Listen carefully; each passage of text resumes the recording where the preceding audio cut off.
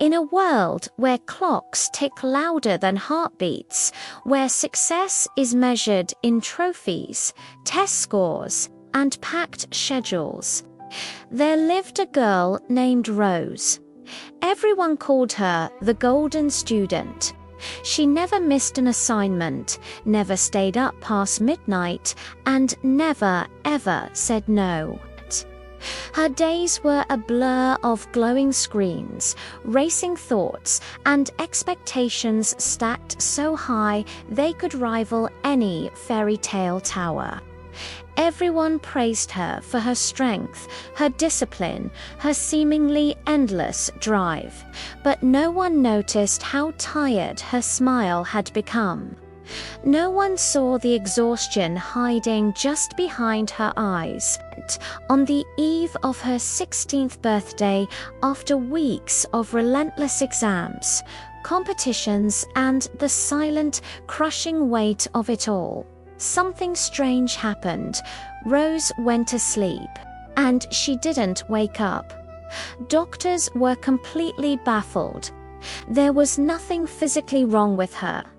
Magic scholars, however, whispered of an ancient, forgotten spell known as the Long Rest. It was a rare enchantment, a last resort of the soul that would appear only when someone had run faster and harder than they were ever meant to. In the real world, Rose's body lay perfectly peaceful, surrounded by a soft, ethereal light and blooming vines that had sprung from nowhere. But no spell, no potion, not even a true love's kiss could break the spell. She was untouchable, locked away in her slumber. But inside her own mind, Rose was awake. She found herself in a surreal dream world, a vast floating landscape of half-finished classrooms, where ticking clocks melted into the clouds and endless staircases led to absolutely nowhere.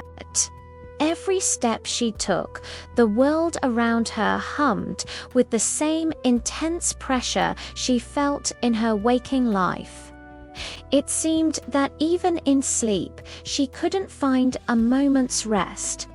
The race was still on. Time passed in the outside world, but in Rosie's dream, it was an endless, anxious loop. Then, one quiet afternoon, she noticed something different. A boy was sitting beneath a drifting tree, sketching slowly in a notebook. He was just there. His name was Eli, a quiet, soft-spoken student from her art class. In the real world, he barely spoke a word. Here, in the dream, he didn't rush her. He didn't demand anything from her. He didn't ask her to be anything other than what she was.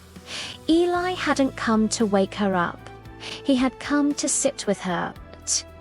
Together, they began to wander through the fragmented dreamscapes, and as they did, something magical started to happen. The world around them began to change.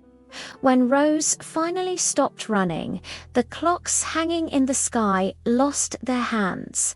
When she took a deep breath, truly filling her lungs, the harsh edges of the world softened. The colors grew warmer, the sounds became gentler. The constant humming pressure began to fade. Eli showed her how to draw without erasing every tiny mistake. He taught her how to rest without feeling the sting of guilt, how to simply exist without the constant, gnawing need to prove her worth to everyone, including herself. He showed her the quiet beauty of just being. But the dream world, built from her own anxieties, fought back.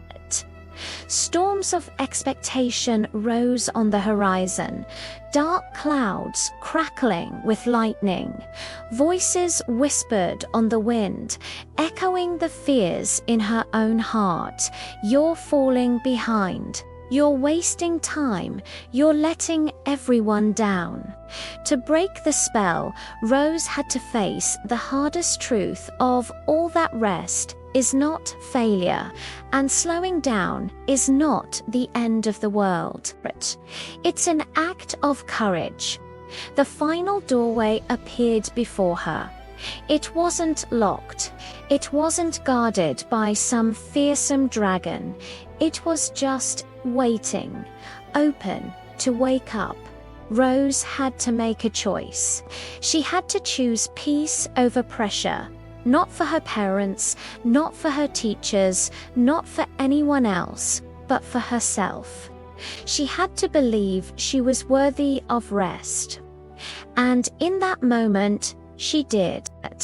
As she made her choice, the vines in her re-world room receded. The magical glow softened into warm sunlight, and Rose slowly opened her eyes. She wasn't the same girl who had fallen asleep. She didn't wake up rushed or perfect or ready to conquer the world. She woke up whole. She didn't wake up after 100 years like in the old stories. She woke up when she was ready. This is the 100-Year Nap, a modern fairy tale about burnout, kindness, and the quiet, often overlooked magic of just being. It's a story that reminds us that in our non-stop world, sometimes the bravest, most powerful thing we can do is give ourselves permission to rest. It reminds us that we can be seen and loved without always having to shine. This story is for anyone who has ever felt like they're running on empty, for anyone who's been told they need to be stronger, faster, better. It's a reminder that your worth isn't measured by your productivity. Sometimes the most important journey is the one that leads you back to yourself, even if it means taking a long rest along the way. Thank you so much for watching. If this story resonated with you, please like, share, and subscribe for more tales for the modern soul. See you next time.